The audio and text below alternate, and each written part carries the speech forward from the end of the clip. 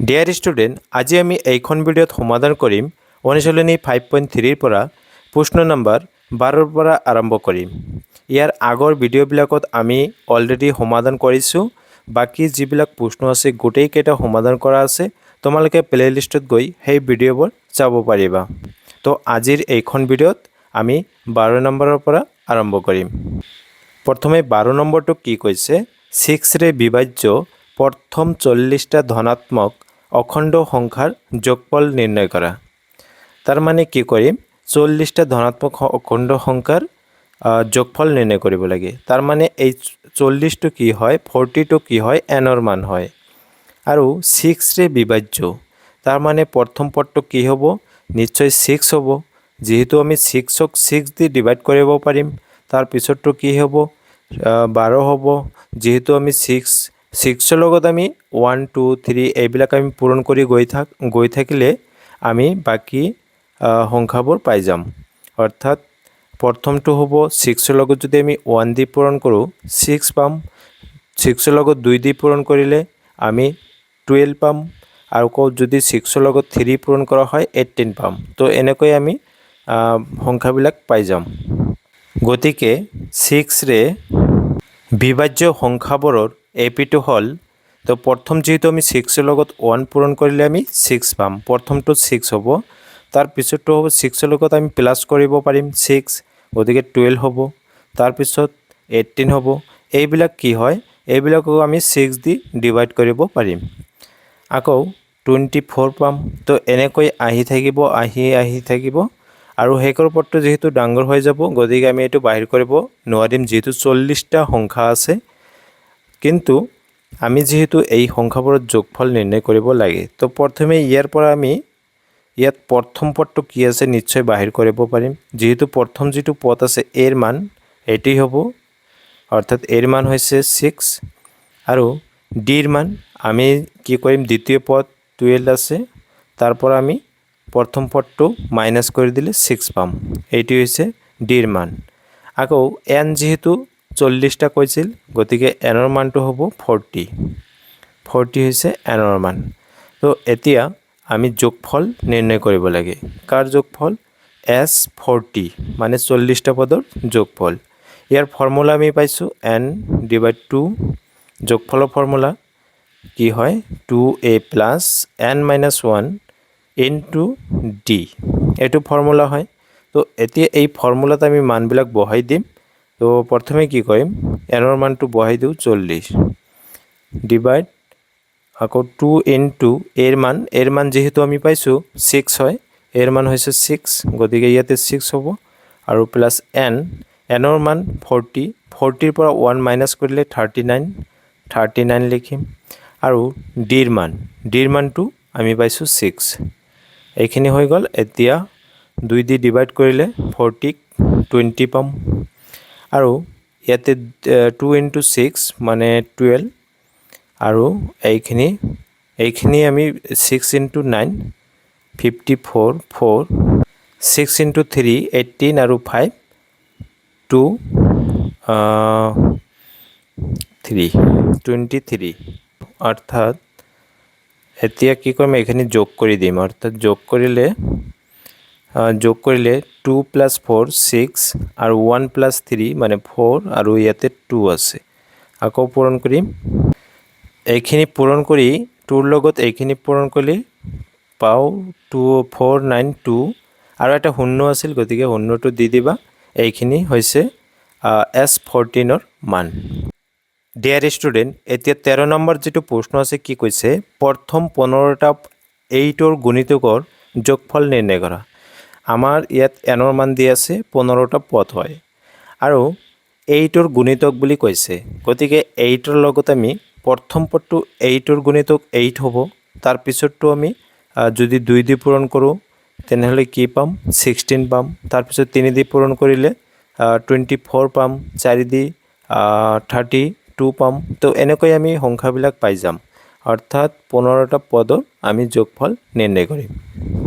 গতিকে প্ৰথম 15টা 8ৰ গুণিতকৰ এপিটো হ'ল, তো প্ৰথম যিহেতু 8 হ'ব, তাৰপিছতটো কি পাম 16, তাৰপিছতটো 24 তো এনেকৈ যাৰ পিছত 32 এনেকৈ আহি থাকিব তো ইয়াৰ পৰা আমি এৰ মান পাম প্ৰথম পদ যেহেতু কি আছে ইয়াতে 8 হয় আৰু ডিৰ মান পাম ডিৰ মান দ্বিতীয় পদৰ পৰা আমি মাইনাস কৰি দিম প্ৰথম পদটো অৰ্থাৎ এইটো 8 আকৌ যেহেতু 15টা পদত দিয়া আছে প্ৰথম 15টা গতিকে এইটো এনৰ মান হ'ব এনৰ মান হৈছে কি 15 এতিয়া আমি এইখিনি যদি মানবিলাক আমি ফৰ্মুলাত বহাই দিওঁ তেনেহলে আমি প্ৰথম 15টা পদৰ যোগফল পাই যাম তো ফৰ্মুলাটো কি আছিল s15 যেহেতু s 15টা পদৰ যোগফল n/2 ফৰ্মুলাটো হৈছে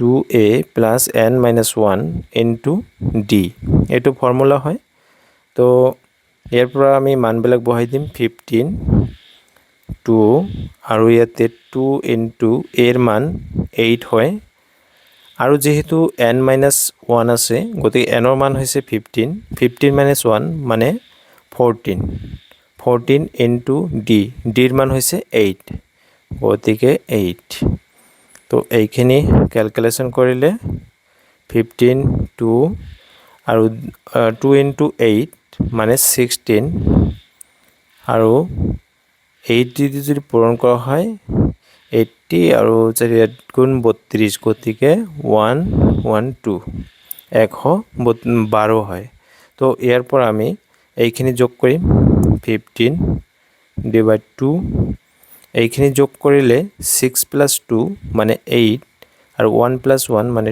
2 আৰু 1 আকৌ এইখিনি দি আমি 2 দি ইয়াক কাটি দিলে 64 পাইছো গতিকে ইয়াতে থাকি গল কি 15 into 64 তো 16 into 54 আমি এফালে পূৰণ কৰি যাম কিমান পাও এইখিনি পূৰণ কৰি পাইছো 960 তো এইটো হৈছে প্ৰথম 15টা পদৰ যোগফলৰ মান ডিয়াৰ ষ্টুডেন্ট এতিয়া আমি 14 নম্বৰ যেটো প্ৰশ্ন আছে এইটো সমাধান কৰিম ইয়াত প্ৰশ্নত কি কৈছে 0 আৰু 50 ৰ মাজৰ অযুগ্ম সংখ্যাবিলাকৰ যোগফল নিৰ্ণয় কৰা তাৰ মানে প্ৰথম সংখ্যা অযুগ্ম সংখ্যাটো কি আছে 1 তাৰ পিছৰটো 3 তাৰ পিছৰটো হৈছে 5 তো এনেকৈ আমি গৈ 50 ৰ মাজৰ কৈছে গতিকে 0 আৰু 50 ৰ মাজৰ গতিকে 50 তকৈ সৰু যেটো অযুগ্ম সংখ্যা আছে হেতু হ'ব 49 হ'ব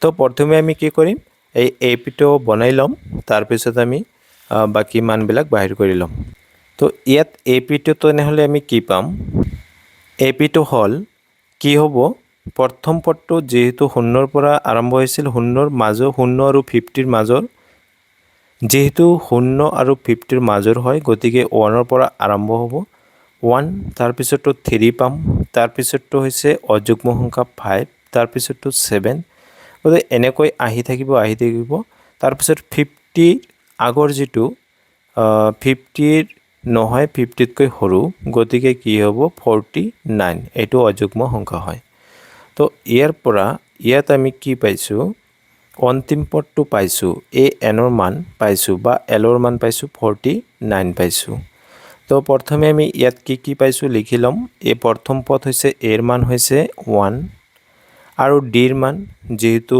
দ্বিতীয় পদ 3 -1 কৰিলে 2 পাম গতিকে ডিৰ মান হৈছে 2 আৰু এ এনৰ মান দি আছে কিমান এ এনৰ মান হৈছে 49 আছে কিন্তু এটা বস্তু লক্ষ্য কৰা এ এনৰ ফৰ্মুলা আমি পাইছো n/2 নহয় a plus n minus 1 into d এটো ফৰ্মুলা হয় 49 আছে তো ইয়াৰ পৰা যেহেতু এৰ মান ওপৰত পাইছো 1 হয় গতিকে 1 আকৌ এনৰ মান যেহেতু পোৱা নাই গতিকে কি কৰিম এনৰ মানটো যেনেকুৱা আছে তেনেকৈ থাকিব দিম আৰু ডিৰ মান কিন্তু পাইছো 2 গতিকে 2 লিখি দিম 49 ইয়াৰ পৰা 1 to প্লাস হিচাপে আছে হোফালে লৈ যাম আৰু এইখিনি পূৰণ কৰি দিম পূৰণ কৰিলে 2 into n 2n আৰু মাইনাস আছে 2 into 1 মানে 2 হ'ব আৰু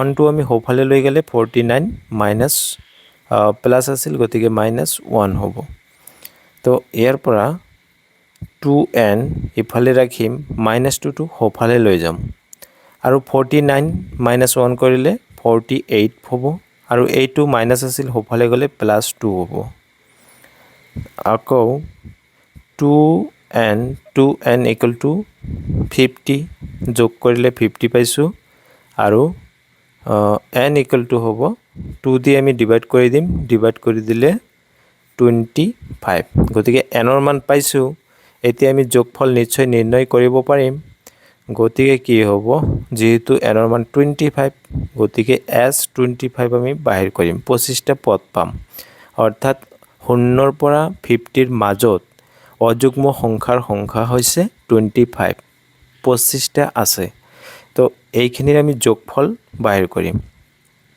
এটো ফৰ্মুলাটো হৈছে n/2 into 2a plus n minus 1 ফৰ্মুলাটো আগত লিখি লম তাৰপিছত আমি কৰিম n ৰ মান 25 divide 2 আৰু ইয়াতে যেহেতু 2a আমি এইখিনি ঠাইত আমি আৰু এটা ফৰ্মুলা লিখিব পাৰিম যেহেতু n তম পদটো আছে গতিকে এইখিনি ঠাইত আমি ফৰ্মুলাটো লিখিব পাৰিম a plus an লিখিব পাৰিম এইখিনি কৰিলে ক্যালকুলেশন অলপ কমি গল 25 2 আৰু এৰ ঠাইত আমি লিখিম 1 যেহেতু এৰ মান হৈছে 1 আৰু an ৰ মান হৈছে 49 এটো আগত লিখিব পাৰিবা তোমালোকে তো ইয়াতে 25 divide 2 আৰু into যেহেতু 1 plus 49 50 পাম এতিয়া 2 আমি 50 ক ডিভাইড কৰিলে 2 দি